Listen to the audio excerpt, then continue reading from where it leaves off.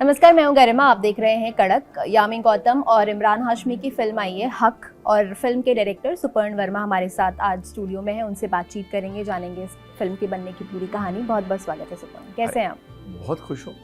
Audience को पसंद आ रही है, जिस तरह वो सहार रहे हैं इस फिल्म को, जिस तरह तालियां बज रही हैं, थिएटर में लोग रो रहे हैं, और जिस तरह के मैसेजेस और कॉल आ रहे हैं, और जिस तरह हमारे नंबर्स लगातार बढ़ते जा रहे हैं दिन पर दिन, जिस वर्ड ऑफ माउथ के थ्रू, इट्स अमेजिंग समथिंग। हाँ, या आई नो। सो फिल्म देखने से पहले ये बहुत सारे लोगों के मन में ये डाउट था कि ये पॉलिटिकली बायस्ड फिल्म है, ये किस तरफ खड़ी होती है या क्या।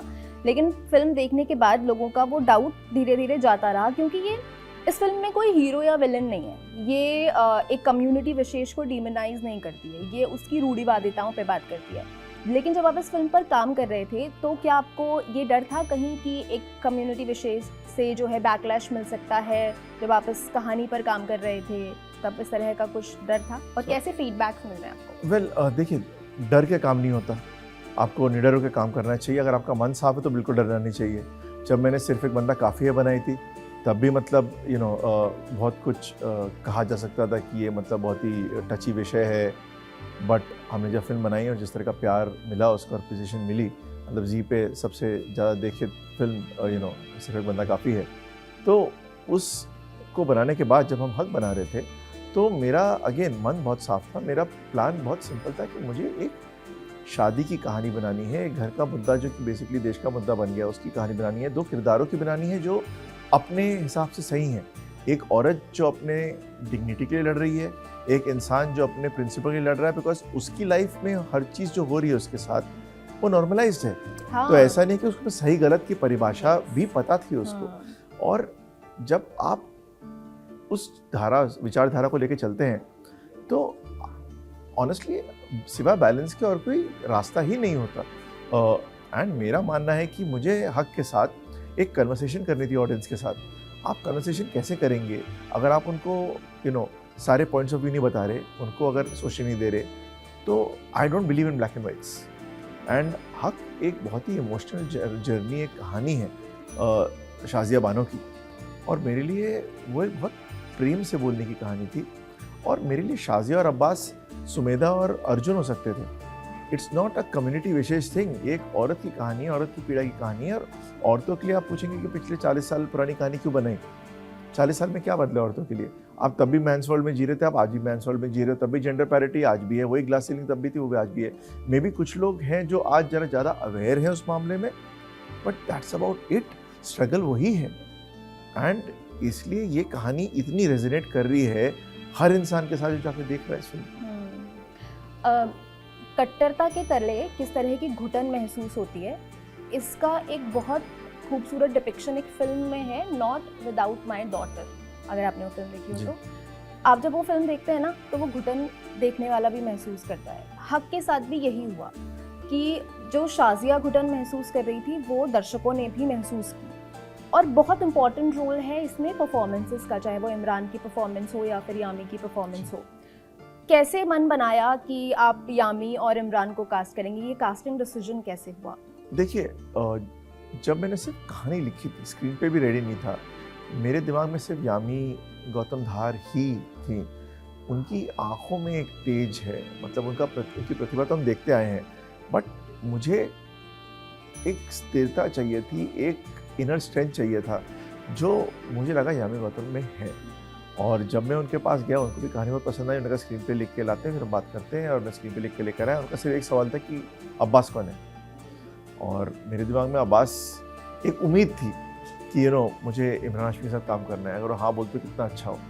एंड शाहरुख खान ने मतलब बहुत अच्छा डायलॉग बोला है कि जब कायनात से कुछ मांगो तो मतलब सारी दुनिया उसको पूरा करती है। तो हम उनसे मिले, उनको कहानी सुनाई, उनको स्क्रिप्ट सुनाई, उनको बहुत पसंद आई। कुछ सवाल थे, मैंने कहा आप स्क्रीन पे पढ़ लीजिए। ये सवाल ही पूरे हो गए and he came on board. And दोनों एक्टर्स जिस निडरता से आए, जिस ओपन माइंड से आए, वो ये जानते थे कि ये स्क्रिप्ट बैलेंस है, ये फिल्म मेकर बैलेंस्ड है, और ना मन में कोई छल है ना कपट है, और एक ऑनेस्ट कहानी बोलने के हमारे सब में मन में उद्देश्य था, और वही निकल कर आया। उन्होंने मेरा काम पहले जो देखा हुआ था तो उससे उनको आई थिंक धाड़स बंधा, और आई थिंक हक में हम एक और पड़ाव आगे जा पाए, एक और कुछ दरवाजे खोल पाए दिलों के, दिमाग के।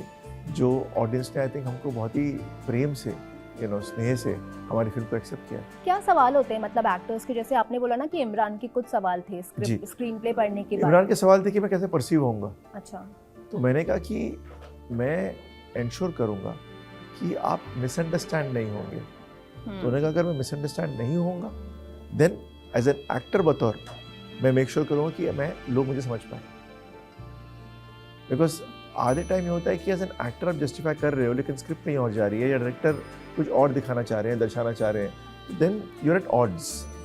But when the actors realise कि आप सिंक में उसी कहानी के और वहीं सब उसी एक दिशा में जा रहे हैं, then everything kind of goes seamlessly. जैसे इससे पहले आपने एक बंदा की थी, वो भी ऐसा ही एक सब्जेक्ट था जिस पे ऑफ कोर्स बहुत तरह की बातें हो सकती थी। एंड देन ये तो आपने इमरान के सवाल बताए, जब मनोज बाजपेयी इस रोल के लिए ऑन बोर्ड हो रहे थे तो उनके मन में भी कुछ सवाल थे। उनके क्या सवाल थे इस किरदार को लेकर के, उनको कैसे मनाया? और इसी के साथ में एक एड ऑन क्वेश्चन और पूछ लेती हूँ, वो जो नुआंसेस थे उस कैरेक्टर के, वो पकड़ने के लिए किस तरह की तैयारी उन्होंने की, क्या प्रेप उन्होंने जब सिर्फ एक बंदा काफ़ी बनी थी तभी फैमिली मैन 2 रिलीज हुई थी, जो मैंने लिखी और डायरेक्ट की थी। तो हमारा एक ऑलरेडी इक्वेशन था, मतलब वो मेरे साथ पहले भी एसेट फैक्ट्री में काम कर चुके हैं। मनोज को मैं बहुत सालों से जानता हूँ एंड मैं कुछ खोज रहा था उनके साथ काम करने के लिए, और सिर्फ एक बंदा की कहानी जब आई तो बहुत ही प्रेरित करने वाली कहानी है वो। He had no questions. अच्छा, he had no questions. He was all in. Number 1, number 2, बंदा भी और हक भी दोनों आस्था से डील करती हैं।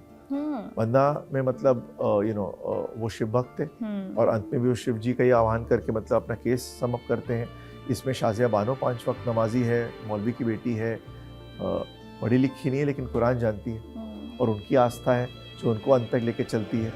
सो मेरे लिए आस्था एक बहुत पर्सनल चीज़ है जो कि हर इंसान और उसके भगवान के बीच में होती है। और आप भगवान को ना माने तो अपने आप में एक आस्था है, सो बिलीफ सिस्टम जो कोर है आपका, और आस्था एक बहुत ही it's a very beautiful thing. और जब कोई आके उसको इंटरप्रेट करता है तो उसमें वो अपना रंग भरना शुरू कर देता है। कभी अच्छा रंग भरता है, कभी ऐसा रंग भरता है जिससे मतलब दिल और दिमाग करप्ट हो जाते हैं। तो मेरा मानना है कि लोगों को पढ़ना चाहिए, इसलिए फिल्म बोलती भी है इकरा, पढ़, खुद पढ़, कुरान पढ़, बाइबल पढ़, गीता पढ़, उपनिषद पढ़, वेद पढ़, मतलब वेद पुराण सब है, सब कुछ है अपने पास, क्या नहीं है। सिर्फ उतना मतलब आप मेहनत कर लो, पढ़ लो कि लोग आपको ना बोल पाए कि ये सही है गलत है, क्योंकि जब लोग बोलते हैं तो कंट्रोल करते हैं आपको। और आस्था एक कंट्रोल करने का माध्यम नहीं है, आस्था एक जीवन शैली है। बहुत बड़ा केस है शाहबानो केस, जो है बहुत बड़ा सब्जेक्ट है टू मेक अ फिल्म। ये 2 से ढाई घंटे में समेट पाना, क्या चैलेंजेस रहे इसके? देखिए, मेरी कहानी खत्म होती है जब केस खत्म होता है, तब सुप्रीम कोर्ट वर्डिक्ट जो मेरे को इंस्पायर किया था उससे। लोग पूछते हैं उसके बाद भी चीज़ें हुई, वो मैंने सुपर में बता दी।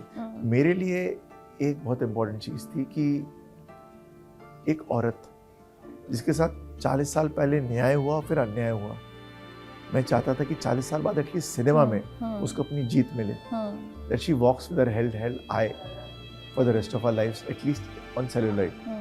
तो वो मतलब मैंने दर्शाया है कि मेरी शाजिया बानो जीत के चली गई।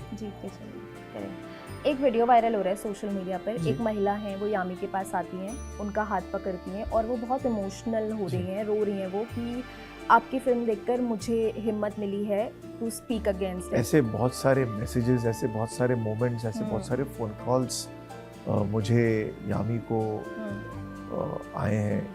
इमरान के साथ मतलब लोग बात कर रहे हैं कि यामी को बता दो, मैसेज दे दो, बिकॉज आई थिंक लोगों के दिलों को फिल्म छू गई है। फिल्म एक बहुत ही ऑनेस्टी से बनी है, ऑनेस्टी से लिखी गई है। हमारा उद्देश्य सिर्फ शाजिया बानो की कहानी बताना था, बहुत ही ऑनेस्ट तरीके से उसको सेलिब्रेट करना था, उसको डिग्निटी देना था।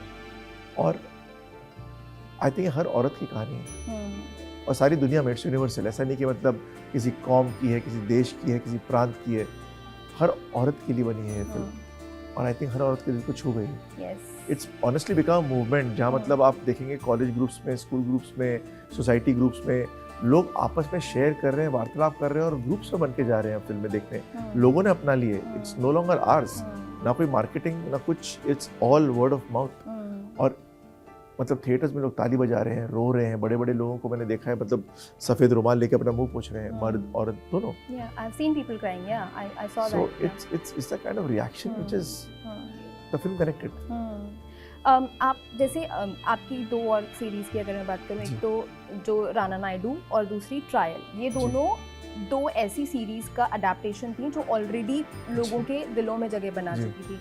मैं ट्रायल के बारे में सबसे पहले बात करती हूँ. ट्रायल की जो ओरिजिनल सीरीज है, मतलब मुझे वो देखने में 2 महीना लग गया था. Good work. हाँ. और उसके बाद स्पिन ऑफ भी है उसका. हाँ. एंड देन काजोल का डेब्यू था ये OTT के तौर पर. जब इस तरह से कोई एक बड़ा स्टार जो है OTT डेब्यू कर रहा होता है या किसी भी तरह से डेब्यू कर रहा होता है, तो उसके पीछे पूरी एक मशीनरी लगी हुई होती है टू मेक इट सक्सेसफुल. तो जब आप ट्रायल बना रहे थे काजोल के साथ, तो क्या किसी तरह का इन्वॉल्वमेंट या फिर हस्तक्षेप मैं कहूँ उनका था कि क्योंकि सक्सेसफुल होना चाहिए एंड प्रोडक्ट, तो उनका किस तरह का इन्वॉल्वमेंट था?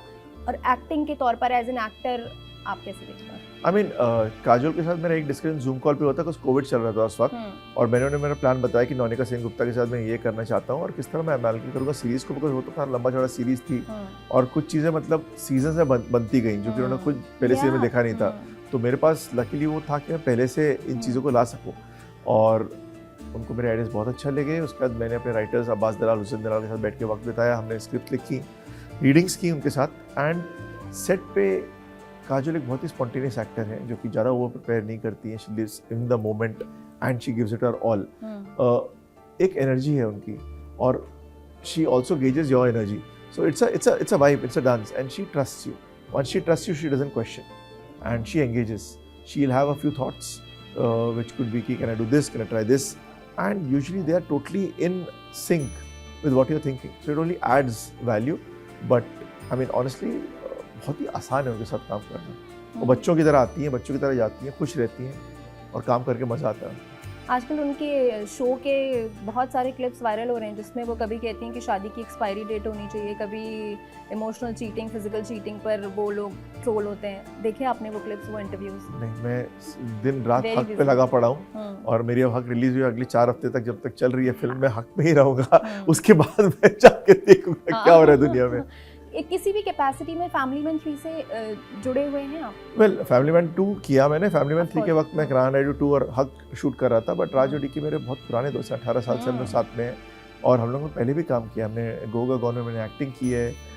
मैंने उनका एक शो था डर सबको लगता है, जिसके मैंने एपिसोड्स किए हैं. पाशा का एंकर किया है, और फिर इसको को राइट और डायरेक्ट किया है साथ में उनके. So I mean honestly I think ये सीज़न खूब मज़ा आने वाला है, बहुत हिलाने वाला है. इसमें तो जयदीप और निमृत भी हैं, तो आई थिंक श्रीकांत तिवारी और उनकी फैमिली की बहुत वाट लगने वाली, जैसे मुंबई में बोलते हैं. लेकिन श्रीकांत और जेके अपने आप को इस खड्डे से भी निकाल पाएंगे, इतना मेरे को भरोसा है. यू लुकिंग फॉरवर्ड टू इट? ऑफ कोर्स है.